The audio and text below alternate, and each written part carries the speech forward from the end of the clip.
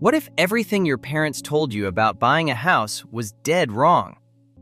Look, I love my parents too, but their financial advice often feels like trying to run Windows 11 on a 1995 toaster.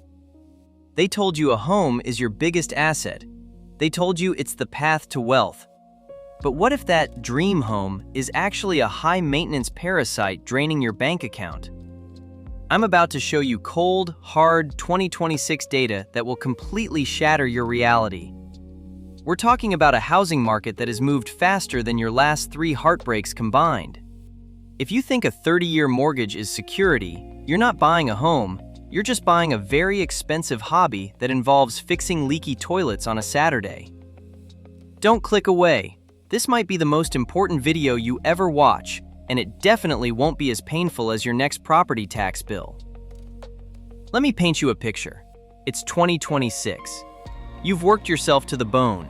You saved for years, skipped vacations, drove the old car, ate at home, all to scrape together a down payment on your dream home.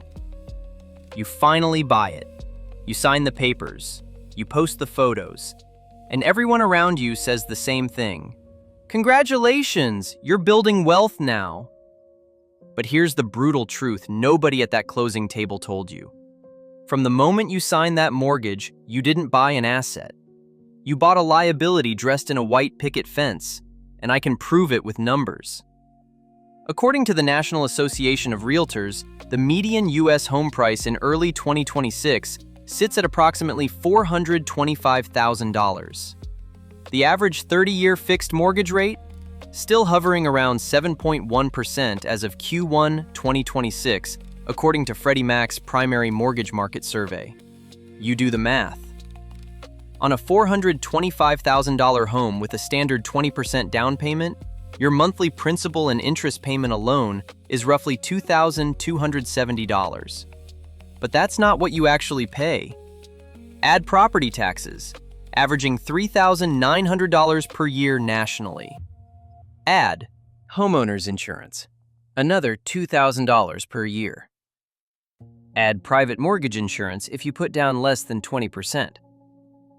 Add maintenance costs, which financial planners estimate at 1 to 2% of home value per year.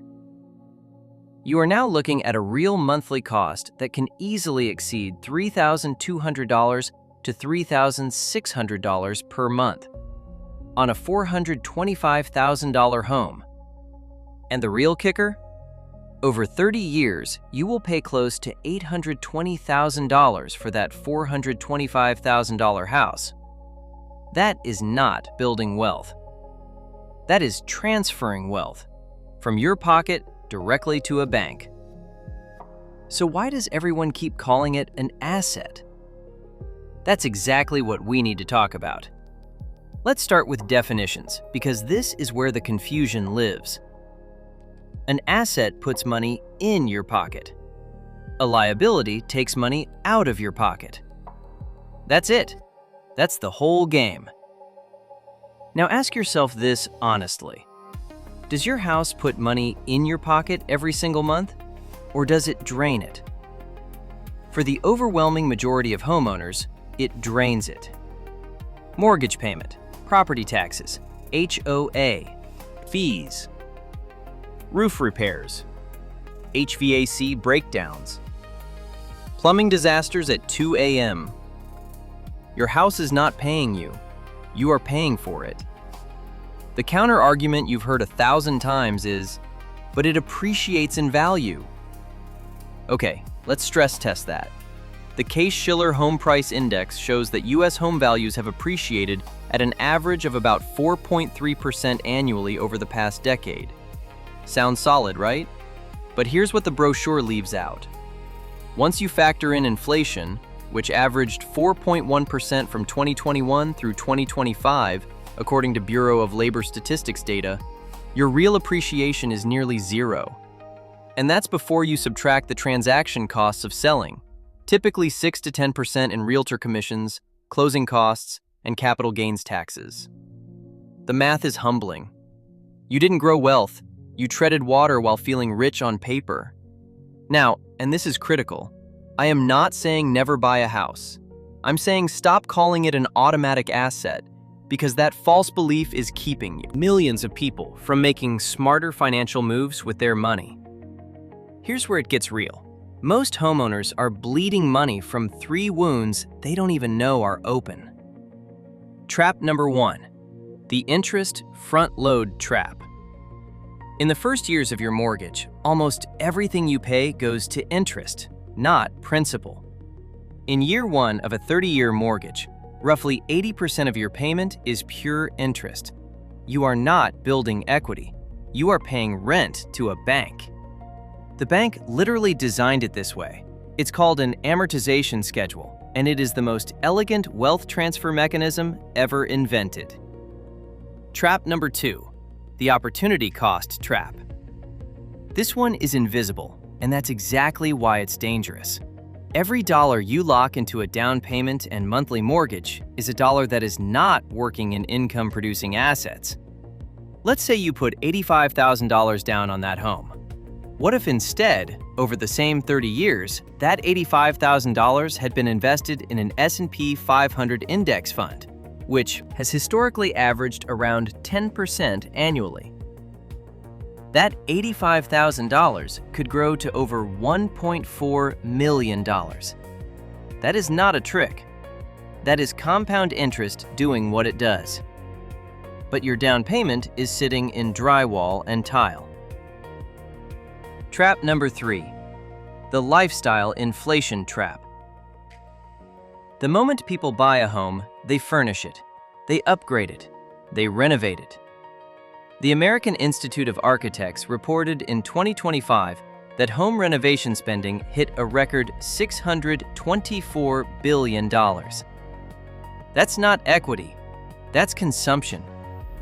You're spending money to maintain and improve an asset you don't fully own yet. Stop the bleeding. Awareness is the first weapon. All right, so now that I've told you the problem, let me give you the solutions. Because at Future Freedom 360, we don't do doom without direction. Actionable move number 1. Audit your true homeownership cost this week. I'm serious. Sit down this weekend with a notepad or spreadsheet and add up every dollar your home costs you per month. Mortgage, taxes, insurance, utilities. HOA. Maintenance estimate. That number, that real number, is what your home actually costs you. Now compare that to what it would cost to rent an equivalent space in your market. In many U.S. cities in 2026, renting is still 15 to 30% cheaper per month than owning, according to Adam Data Solutions' 2025 Rental Affordability Report. Once you know your true cost, you can make intelligent decisions, not emotional ones. Actionable move number 2. Redirect equity into income-producing assets. If you already own a home, your mission is to stop letting equities sit idle.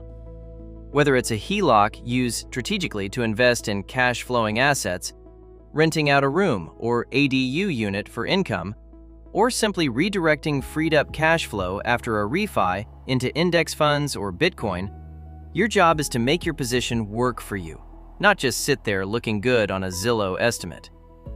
This is what separates the wealth builders from the wealth trappers. Actionable move number 3. Apply the rent versus own decision framework before your next move. Here's the rule. Before you buy any property, run what financial planners call the price-to-rent ratio. Take the home's purchase price and divide it by the annual rent of a comparable property. If the result is above 20, renting may be the smarter financial move. In cities like San Francisco, New York, and Miami in 2026, that ratio exceeds 30 in many zip codes. The math is screaming at you. Listen to it. These 3 moves alone can radically change the trajectory of your financial future. Not someday, starting this week. Now I need to switch gears and go full fraud alert mode.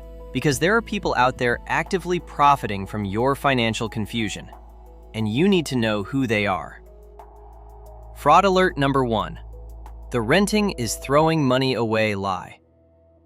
This is the oldest real estate industry propaganda in the book, and it is weaponized against you by realtors, mortgage brokers, and banks who all earn commissions when you buy. The truth? Renting gives you liquidity, flexibility, zero maintenance costs, and the freedom to deploy your capital into higher returning assets. Renting strategically is not losing. It can be winning if you're actually investing the difference. Fraud alert number 2.